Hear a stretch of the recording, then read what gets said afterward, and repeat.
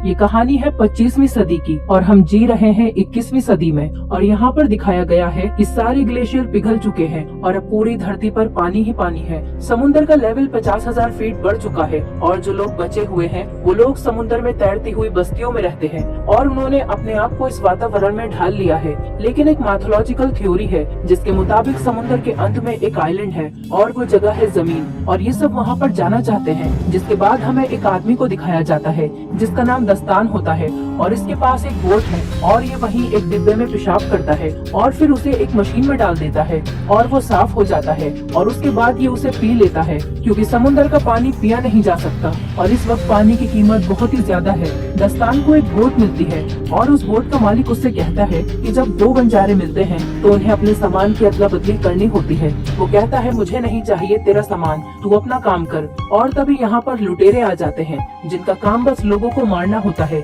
जैसे ही वो आदमी लुटेरों को देखता है तो वो दस्तान को वो फल दिखाता है जो उसने अभी अभी उसकी बोट से चुराए थे और वो कहता है कि तुम मरोगे, तुम यहाँ से कभी नहीं निकल पाओगे। क्योंकि दस्तान की बोट खराब थी लेकिन दस्तान की बोट काफी एडवांस होती है और वो कुछ बटन्स को दबाता है और ये देखकर जो उसके फल चुराकर भागा था वो दस्तान की बोट के पर्दे फाड़ देता है, जिस वजह से दस्तान की बोट स्लो हो जाती है। लेकिन वो लुटेरे उसकी बोट को देख लेते हैं और उसे मार देते हैं। दस्तान उन्हें नहीं दिखता इसलिए वो बच जाता है। दस्तान जल्दी बस्ती तक पहुंच जाता है और उन्हें मिट्टी दिखाता है। मिट्टी देखकर वो लोग चौंक जाते हैं क्योंकि जिस तरह आज के युग में हीरे जवाहरात कीमती हैं, उसी तरह उस टाइम में मिट्टी की कीमत बहुत ज्यादा थी और दस्तान इसी के सहारे जल बस्ती में एंटर हो जाता है। और जब वो दस्तान की मिट्टी को तोलते हैं तो 3 किलो 500 ग्राम होती है। इसके बाद दस्तान को 62 सोने के सिक्के देना चाहते हैं। दस्तान कहता है कि मुझे 62 नहीं बल्कि इसके दुगने चाहिए और वो दुगने सिक्के देने को भी तैयार हो जाते हैं। इस दौर की मिट्टी इसीलिए भी कीमती है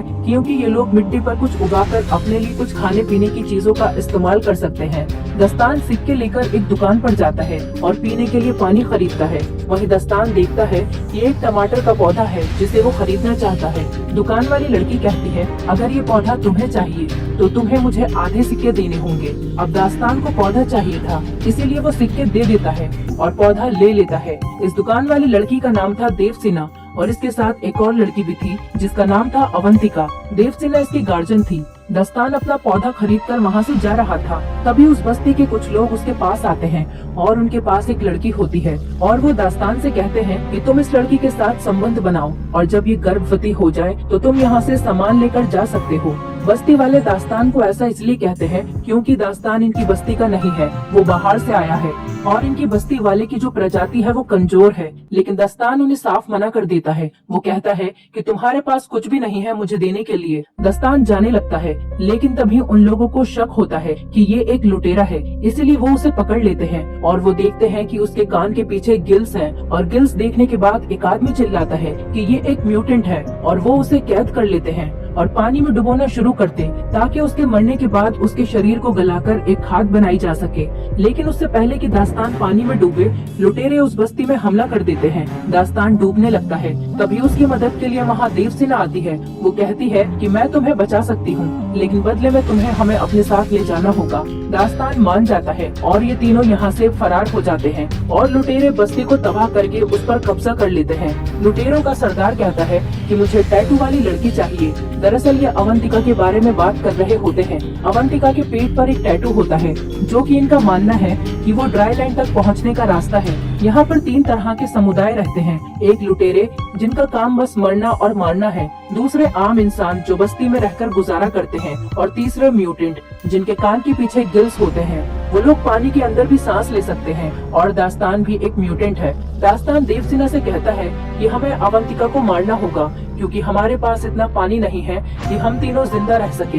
दरअसल यहाँ पर पानी की कीमत बहुत ज्यादा होती है क्योंकि समुद्र का पानी ये लोग पी नहीं सकते और पानी का कोई और सोर्स भी नहीं होता है। देवसेना ऐसा करने से मना कर देती है। वो कहती है ये सिर्फ बच्ची है। दास्तान कहता है कि बिना पानी के तुम दोनों मर जाओगी, इससे अच्छा है एक पहले ही मर जाए। लेकिन देवसेना दास्तान को मना लेती है। दास्तान अवंतिका को नहीं मारता।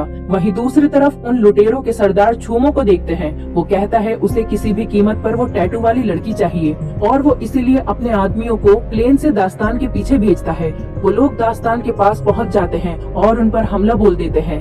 दास्तान हथियार लेने अंदर जाता है और ऊपर देवसेना को लगता है कि दास्तान भाग गया है, इसलिए देवसेना खुद उस लड़ाई में कूद पड़ती है और वहाँ पर एक बंदूक होती है और देवसेना प्लेन पर हमला कर देती है। बंदूक से एक तार निकालती है जो बोट से जुड़ी हुई थी और वो सीधा प्लेन में फंस जाती है। प्लेन अब बोट के चारों ओर चक्कर लगाने लगता है। तभी दास्तान वहाँ पर आ जाता है और बड़ी मुश्किल से उस तार को काटता है और प्लेन वहाँ से चला जाता है, लेकिन दास्तान की बोट का पूरी तरह से कबाड़ा हो जाता है और गुस्से में आकर वो देवसेना और अवंतिका के बाल काट देता है और कहता है कि आज के बाद मेरी बोट पर किसी भी चीज को नहीं छूना। इसके बाद वो अपना सफर जारी करते हैं, जहाँ पर इन्हें एक बोट दिखाई देती है, उस पर एक आदमी होता है। देवसेना कहती है कि हमें उससे बात करनी चाहिए, क्या पता उसके पास कुछ खाने के लिए हो। हालांकि दास्तान ऐसा नहीं करना चाहता, लेकिन वो देवसेना के कहने पर उससे बात करता है। उसके पास एक बेशकीमती चीज होती है और वो होता है कागज, क्योंकि पूरी दुनिया जलाशय है और कागज बनाना नामुमकिन है। और वो आदमी दास्तान से कहता है कि मैं तुम्हें कागज दूंगा,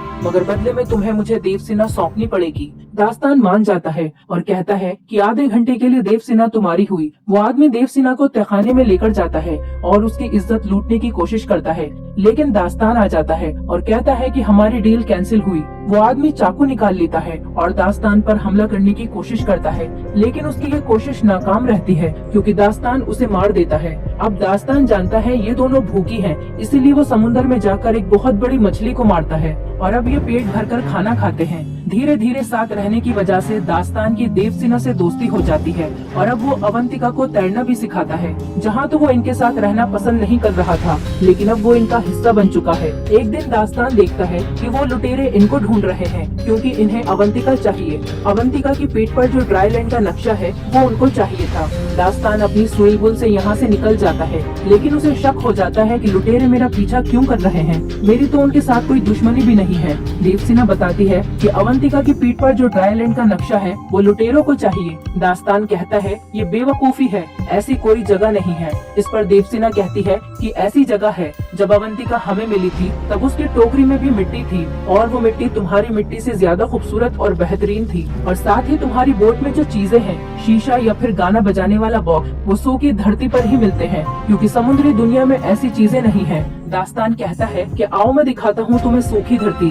दास्तान देवसेना को एक बॉक्स में बंद करके पानी में समुद्र के तल पर ले जाता है, जहाँ पर बड़ी बड़ी बिल्डिंग्स थीं, जो कि वीरान पड़ी थीं। किसी जमाने में यहाँ पर लोग रहते थे। वो देवसेना को ये सब इसलिए दिखाता है कि उसके मन में जो झूठी उम्मीदें हैं वो खत्म हो जाए। और जब ये ऊपर जाते हैं तो देखते हैं कि लुटेरों ने इनकी नाव पर पूरी तरह से कब्जा कर लिया है। लुटेरे इनसे पूछते हैं कि अवंतिका कहाँ है। दरअसल अवंतिका लुटेरों को देखकर पहले ही नाव में छुप गई थी। देवसेना अवंतिका को देख लेती है, मगर वो छुपी रहती है क्योंकि लुटेरों पर भरोसा नहीं किया जा सकता। चूमो कहता है कि अगर ये नहीं बता रही है तो इन दोनों को जान से मार दो, और इससे पहले कि ये इन दोनों को मारते अवंतिका बाहर आ जाती है और वो अवंतिका को कब्जे में ले लेते हैं। चूमो दास्तान और देवसेना को मारने का आदेश देता है, लेकिन इससे पहले कि वो लोग इन्हें मारते, दास्तान देवसेना को लेकर पानी में डूब जाता है। लेकिन देवसेना पानी में सांस नहीं ले सकती थी क्योंकि वो दास्तान की तरह म्यूटेंट नहीं है, वो एक साधारण इंसान है। इसीलिए दास्तान देवसेना को अपने मुंह से खुद सांस देता है और ये काफी देर तक पानी में ही रहते हैं। और जब ये ऊपर आते हैं तो ये देखते हैं कि लुटेरों ने दास्तान की नाव को पूरी तरह से तबाह कर दिया है।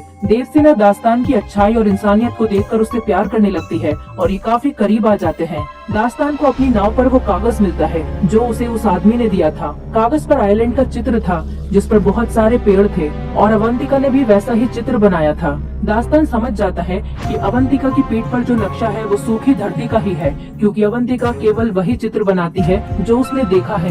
लेकिन इनका यहाँ से निकलना नामुमकिन था क्योंकि इनकी नाव खराब थी। थोड़ी देर बाद यहाँ पर एक आदमी आता है जिसके पास उड़ने वाला बलून था और वो देवसेना की बस्ती का ही था जहाँ वो लुटेरे गए थे, इसीलिए वो वहाँ से भागकर आ गया था। वो देवसेना से कहता है कि अच्छा हुआ तुमने बोट को जला दिया, नहीं तो मैं तुम्हें कभी नहीं ढूंढ पाता, क्योंकि धुएं की वजह से ही मैं यहाँ तक पहुँचा हूँ। और वो इन दोनों को बलून पर ले आता है, लेकिन यहाँ से दास्तान डिसाइड करता है कि वो अवंतिका को ढूंढ कर लाएगा। वो उस बड़े जहाज पर पहुँच जाता है जहाँ पर वो लुटेरे थे।